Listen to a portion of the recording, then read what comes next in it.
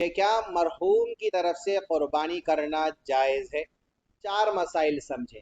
بسم اللہ الرحمن الرحیم، نحمدہ ونصلی علی رسولہ الکریم، اما بعد۔ قربانی کے تعلق سے ایک مسئلہ جس کا جاننا نہایت اہم و ضروری ہے۔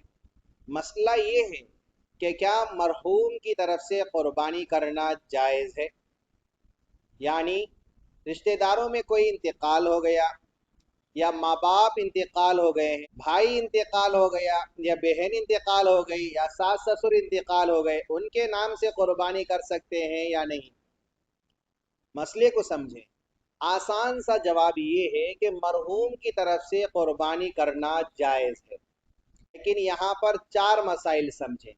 نمبر 1، اگر آپ پر قربانی واجب ہے تو پہلے آپ اپنی واجب قربانی ادا کیا کریں، اس کے بعد اللہ نے وسعت عطا فرمائی ہے تو آپ مرحوم کے نام سے بھی قربانی کر سکتے ہیں۔ لیکن ہمارے یہاں یہ ماحول دیکھا گیا ہے کہ بہت سارے لوگ اپنے اوپر وہ قربانی واجب ہوتی ہے اس کو نہیں کرتے، مرحوم کی طرف سے قربانی کرتے ہیں۔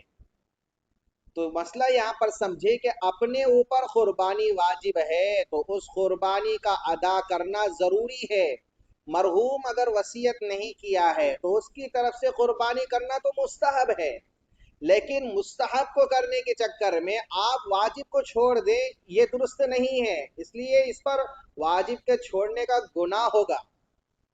تو اس لیے اگر آپ کے اوپر قربانی واجب ہے تو آپ اپنی قربانی ادا کیا کریں، اس کے بعد اللہ رب العزت نے آپ کو وسعت عطا فرمایا ہے تو آپ مرحوم کے نام سے بھی قربانی کر سکتے ہیں۔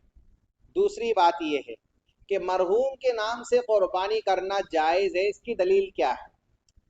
دلیل کے طور پر ایک حدیث سن لیں، مشہور حدیث۔ حضرت علی رضی اللہ عنہ جب بھی قربانی کرتے تھے تو 2 دمبے خریدتے تھے، ایک دمبا اپنی طرف سے قربانی دیا کرتے تھے اور ایک دمبے کو اللہ کے رسول صلی اللہ علیہ وسلم کی طرف سے قربانی کیا کرتے تھے۔ تو اس سے معلوم ہوا کہ اپنی قربانی بھی کرنا ہے، اگر اللہ نے وسعت عطا فرمائی ہے تو ایسے وقت میں مرحوم کے نام سے آپ قربانی کرنا چاہیں تو کر سکتے ہیں۔ اور تیسری بات یہ ہے کہ مرحوم کی طرف سے قربانی کرنے کا طریقہ کیا ہے؟ مرحوم کی طرف سے قربانی کرنے کا طریقہ یہ ہے کہ آپ جانور خرید لیں، یا بڑا جانور ہے تو آپ اس میں حصہ لے لیا کریں، ذبح کرتے وقت آپ مرحوم کی نیت کر لیں، انشاءاللہ العزیز مرحوم کی طرف سے قربانی ادا ہو جائے گی۔ چوتھی بات یہ ہے کہ مرحوم کی طرف سے جو قربانی کیے ہیں اس جانور کے گوشت کو استعمال کرنا کیسا ہے؟ اس جانور کے گوشت کو کھا سکتے ہیں یا نہیں کھا سکتے؟ یہاں پر 2 باتیں سمجھیں۔ اگر مرحوم نے وصیت نہیں کی ہے، آپ خوش دلی سے مرحوم کی طرف سے قربانی کر رہے ہیں، ایسے وقت میں اس گوشت کو غریبوں میں بھی تقسیم کر سکتے ہیں، رشتہ داروں کو بھی بانٹ سکتے ہیں، آپ خود بھی استعمال کر سکتے ہیں۔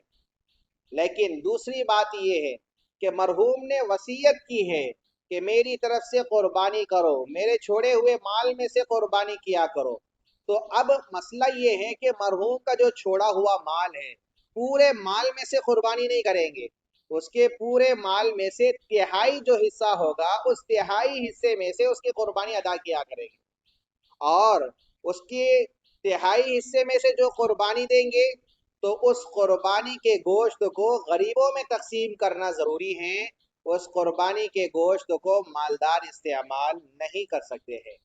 تو یہ مسائل مرحوم کی طرف سے قربانی کرنے کے متعلق سے تھے۔ اللہ رب العزت سے دعا گو ہوں کہ اللہ رب العزت عمل کی توفیق عطا فرمائے۔ وما علینا الا البلاغ المبین۔